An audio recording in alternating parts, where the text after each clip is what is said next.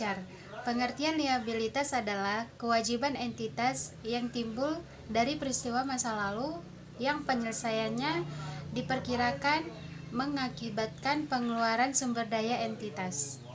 Klasifikasi liabilitas lancar jika yang pertama, mengharapkan menyelesaikan liabilitas tersebut dalam siklus operasi normalnya. Yang kedua, memiliki liabilitas tersebut untuk tujuan diperdagangkan. Yang ketiga, liabilitas tersebut jatuh tempo untuk diselesaikan dalam waktu 12 bulan setelah periode pelaporan. Dan yang keempat, tidak memiliki hak tanpa syarat untuk menunda penyelesaian liabilitas selama sekurang-kurangnya 12 bulan setelah periode pelaporan. Baiklah, selanjutnya jenis-jenis utang lancar. 1. Utang dagang. Utang dagang yaitu saldo yang dimiliki atau menjadi hak pihak lain untuk barang, supplies, dan jasa yang dibeli secara kredit. Timbul karena adanya perbedaan waktu antar saat diterimanya barang atau jasa dan pembayarannya. Termin penjualan 2/10 N/30 menetap periode kredit. Contoh, dibeli persediaan barang dagang secara kredit. Periode sebesar 1 juta. Jurnal pembelian barang dagang 1 juta, hutang dagang 1 juta.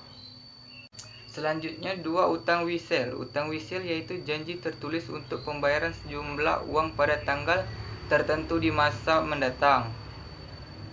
Timbul dari pembelian, pendanaan, dan transaksi. Wisel digolongkan sebagai utang jangka pendek dan jangka panjang. Wisel ada yang berbunga dan tidak berbunga. Macam-macam utang wisel. Yang pertama yaitu utang wisel berbunga. Utang wisel berbunga ini adalah utang yang telah ditentukan atau telah disebutkan tingkat bunganya, biasanya dalam bentuk persen. Dan wisel berbunga ini perlu dicatat dengan jelas mengenai jumlah bunga yang telah disebutkan atau telah diperhitungkan. Sebagai contoh yaitu PT Kenanga melunasi hutang sebesar 20 juta pada 1 Desember 2013 dengan menerbitkan wisel bayar 90 hari dengan bunga 12%. Untuk pencatatan pada tanggal 1 Desember 2013 yaitu hutang dagang 20 juta di debit dan wisel bayar 20 juta di kredit. Untuk pencatatan pada tanggal 31 Desember 2013 yaitu kita harus mencari bunganya. Bunga dari 1 Desember ke 31 Desember yaitu 30 hari. Jadi 30/360 dikali 12% dikali dengan jumlah utang dagangnya yaitu 20 juta. Nanti ketemu 200.000. Untuk pencatatannya yaitu beban bunga 200.000 di debit dan utang bunga 200.000 di kredit.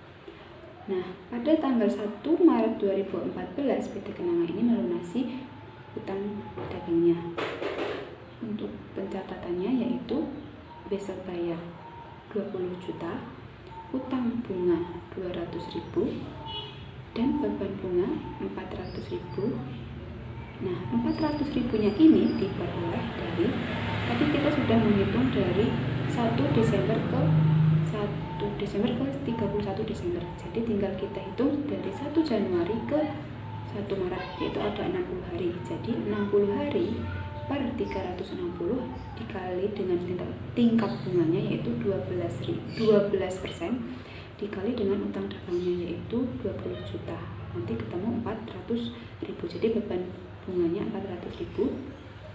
Dan kas yaitu penjumlahan dari wisel bayar, utang bunga dan beban bunga yaitu 20.600.000. Lalu yang kedua yaitu utang wesel tanpa bunga.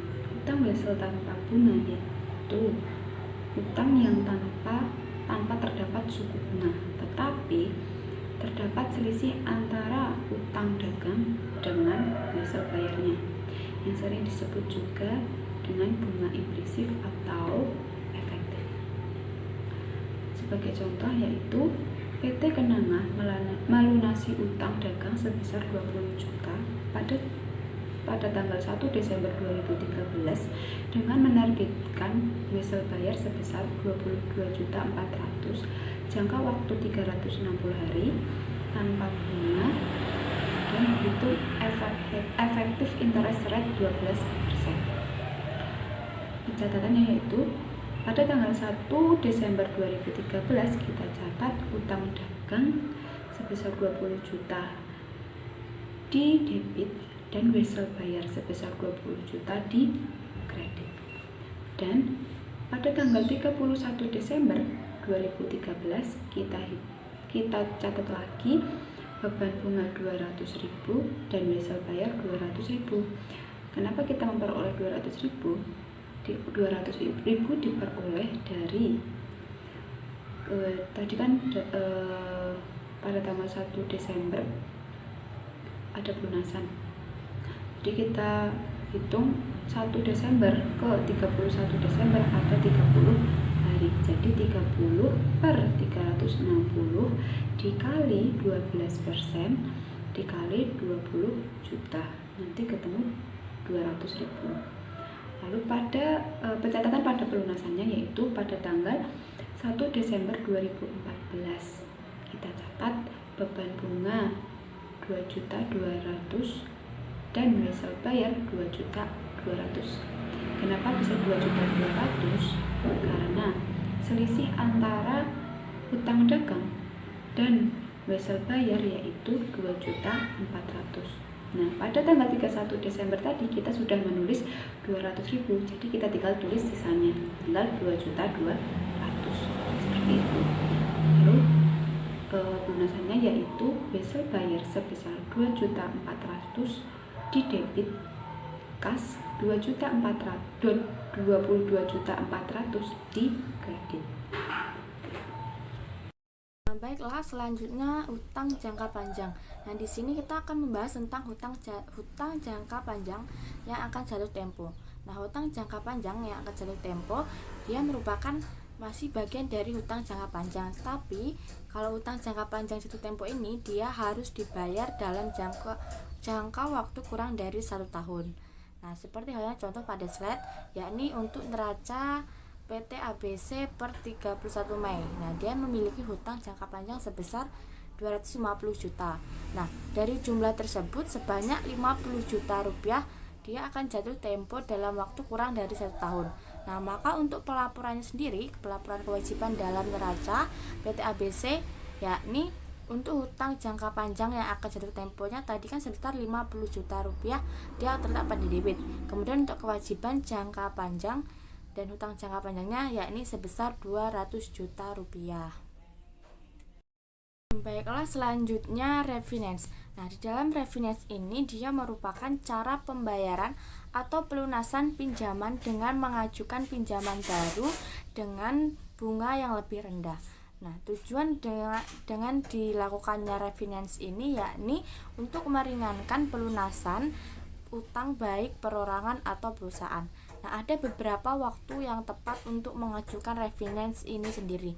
Nah, ini yang pertama dalam kurun waktu 1 tahun, dimana jika para pelanggan atau customernya ini dia sedang melakukan kesulitan untuk membayar, seperti halnya tidak mampu membayar cicilan kartu kredit. Nah, dia bisa mengajukan pengajuan refinance ini dengan jangka waktu kurun waktu 1 tahun.